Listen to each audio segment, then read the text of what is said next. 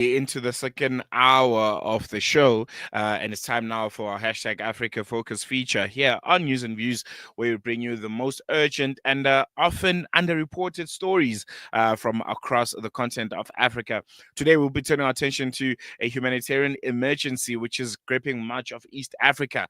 One not caused by a new war, but by a devastating political decision made thousands of kilometers away. 6 months ago, the United States, under President Donald Trump, pulled the plug on billions of dollars in foreign aid and abruptly cutting nearly all funding to the World Food Program. That one single decision has sent shockwaves across East Africa, where millions of refugees depend on the WFP assistance to survive. In Uganda, Kenya, Ethiopia, and beyond, food rations have been slashed to the lowest levels ever recorded. Refugee camps are overwhelmed as fresh waves of refugees flee conflicts in Sudan, in South Sudan, and until recently, the Democratic Republic of Congo. Families who escaped war now face hunger, with many of them going days without food. Aid workers warn that without urgent funding, operations might grind to a complete halt. The WFP says it needs at least $50 million immediately, but has only received a fraction of that. And all that is happening as refugees arrive and the continue to surge in some of these areas. To help us unpack and fully understand, the regional impact of this crisis, we're joined now by journalist Hassan Isilow, who's been tracking these developments across East Africa and the Horn of Africa and the Great Lakes region, and he'll be unpacking to us. And it's a conversation that we definitely need to listen to. Hassan, assalamu alaikum. Jazakallah so much. Always a pleasure having you on Salam Media. Welcome. Walaikum salam. Thank you so much for having me on the platform. The pleasure's all ours. I think we will just, get right into it. It's a little more than over 6 months since that executive order by American President Donald Trump has been signed, where essentially U.S. aid, all of the initiatives that were funded by the U.S. aid initiative have been put to a halt. What are you seeing across East Africa and the Great Lakes region? How are these U.S. aid cuts affecting refugee communities region wide? Well, in most countries in East Africa, just like Africa and elsewhere in the World Food Program gives food and supports refugees with cash to sustain them during their time of living in refugee camps as they seek asylum and refuge in countries. So, what's happening in East Africa is that there are a number of conflicts. There's a conflict in the Eastern Democratic Republic of Congo, which has pushed millions of Congolese into refuge, seeing some going into Uganda, others into Rwanda, and others into Tanzania. So also in Sudan, there is a huge conflict. We've seen refugees living areas of Sudan, and also in South Sudan, there's a similar conflict. So refugees are now trapped into these refugee camps in different countries in East Africa without food, and it's very difficult for them to survive in such conditions. Previously, before the US cut the aid, they used to receive about 5 kilograms of maize, 10 each family, each head of person in the family. So now it has gone to zero, and these people have no work. Job opportunities are limited in these countries. So they have got peace in the countries where they have sought refuge, but they are on the verge of starvation, which is very dangerous. We are seeing cases of children who are facing malnutrition on the increase. Hospitals within camps have a number of children who are malnourished, and there's fear some of them might die out of these conditions of malnutrition. Rates of crime are also increasing because when people don't have food, of course, they resort to crime to make a living. Mm, Very, very concerning stuff. We've heard from the World Food Program that this is now, the lowest level of food support ever seen in the region. From what you're gathering on the ground, how quickly is the situation deteriorating? Were there no mitigating factors that were could potentially be put into place? Because I think it has been known now for some time that that executive order might be signed. There was nothing prepared, by the governments, by these institutions, should that reality that we're witnessing now ultimately come to place. Well, there are countries which have also been traditional donors, like Germany. Germany is one of the countries that has been next to the US in terms of giving donor aid to the World Food Program and the United Nations High Commission for Refuge. So I think it's time for other countries to also come in and help give these refugees assistance in terms of food. So it's time for other players to also come in, since the US, which was the main funder of the UNHCR and World Food Program, has pulled out. It's time for other countries to come in, and I think it's also time for the African Union to come up with a mechanism where they would stop these conflicts, and also where they would have an organization that would that would pull resources from every member state and help these refugees. That would be something which would be good for the future. But currently, as we speak, I think non-governmental organizations, humanitarian groups need to come in and help the number of refugees who are facing a crisis. To be precise, I interviewed a number of Sudanese refugees who live in Uganda and Congolese. These are in more dire condition and they need urgent help. Mm, mm. Let's focus on that. The situation in Sudan, I think, has been a pressing one for some time now.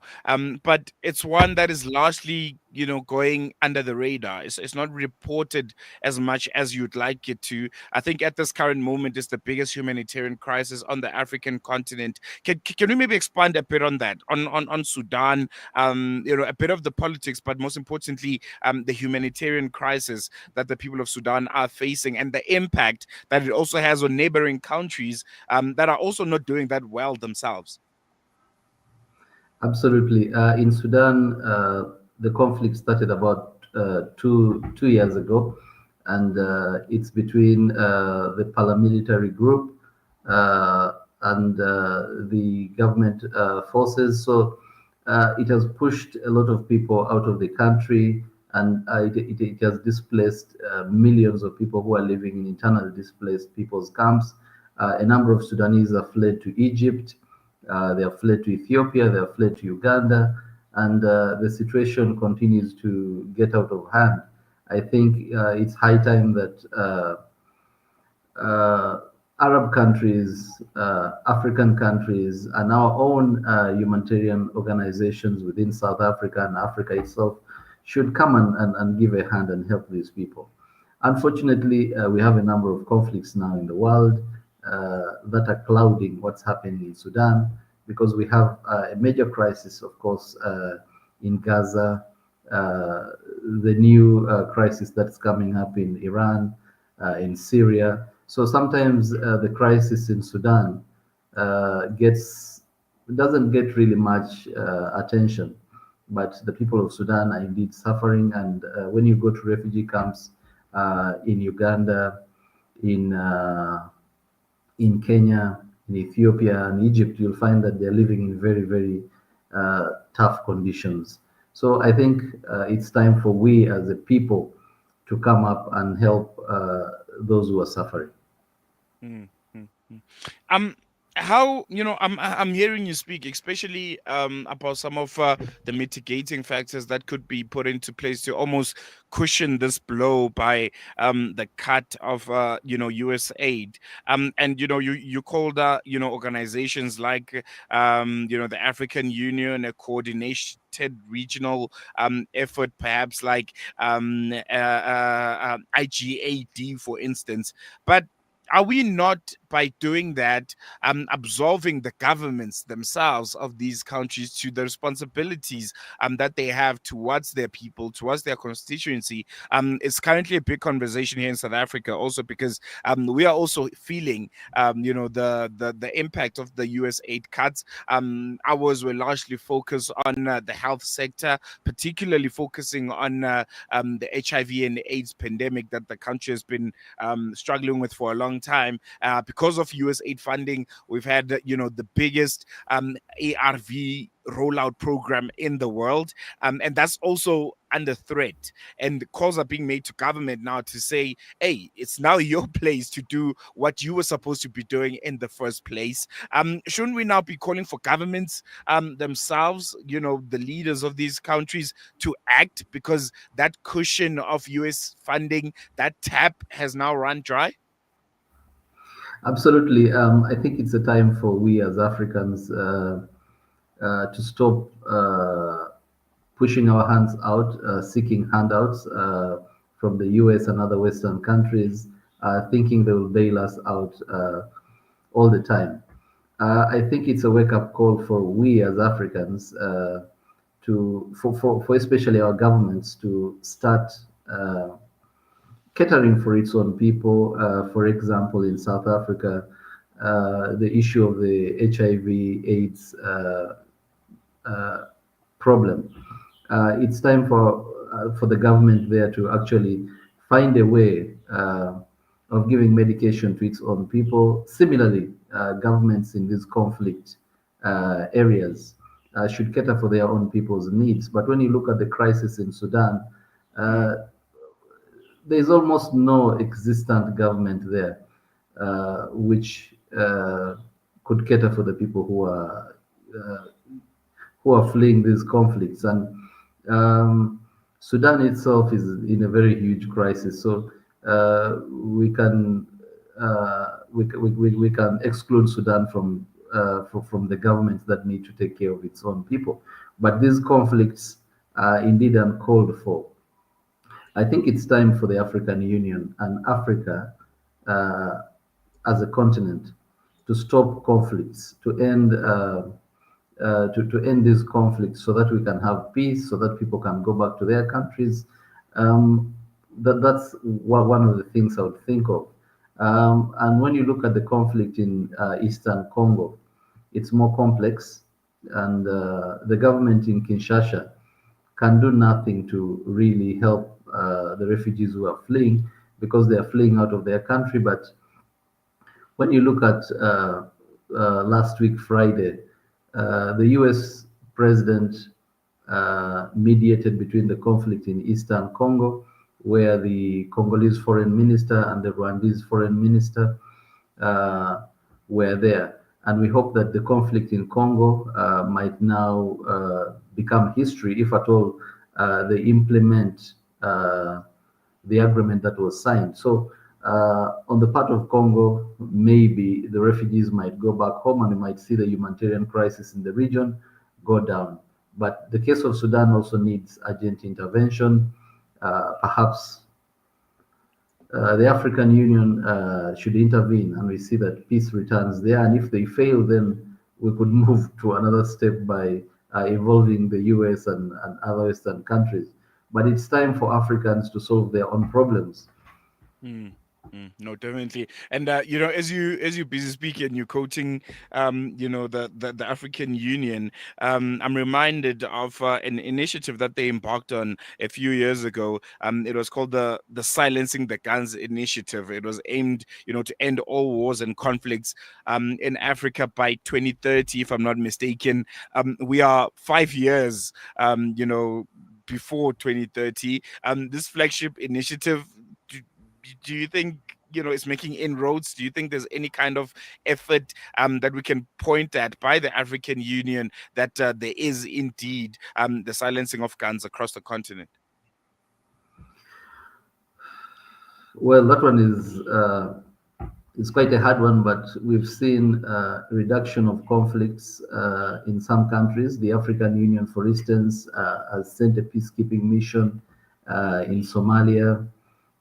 We've seen the African Union playing a greater role uh, in trying to intervene in the conflicts in southern Sudan, in South Sudan, which is different from Sudan in Khartoum. Mm, South Sudan, and they've also tried to sensitize African governments against conflicts, but I think a lot needs to be done because of foreign interference in some of our African countries. We've seen the involvement of Russia in some of the West African countries, the involvement of France, which is a former colonial power in some of the West African countries. So foreign influence also uh, is responsible for some of the conflicts we are facing on the continent. One country may arm another group, and another arms another because of perhaps fighting for access to get mineral resources. So I think the African Union still needs to do more in terms of sensitizing African countries and perhaps putting sanctions on those where conflicts erupt. But we've seen a reduction in coups. Coup d'etats have gone down compared to the past decade. So Africa is generally more becoming more peaceful, except a few conflicts that we have on the continent. Uh, of course, I'll again have to mention Sudan. I'll have to mention Eastern Congo, Somalia, and parts of the Sahel region. But we hope mm, that if the African Union works hard and does a lot of sensitization, becomes firm, takes a firm stance, and sanctions some of these countries, perhaps the silencing of the guns uh, will be something that we shall witness in our lifetime. inshallah. Just lastly, before I let you go, if the international community fails to act soon, and Africa in itself fails to act soon, what's the worst case scenario are we facing? Potentially a famine across refugee camps in the East African region? Could that be a possibility? It will be very sad if refugees are not catered for, uh, who are in very dire conditions in camps within Uganda, Kenya, Burundi, Rwanda. We might see people starving to death because without food, one cannot survive for long. So we can expect the worst to happen. Uh, which is very unfortunate. We can also expect to see cases of malnutrition going up, and of course, this could lead to death.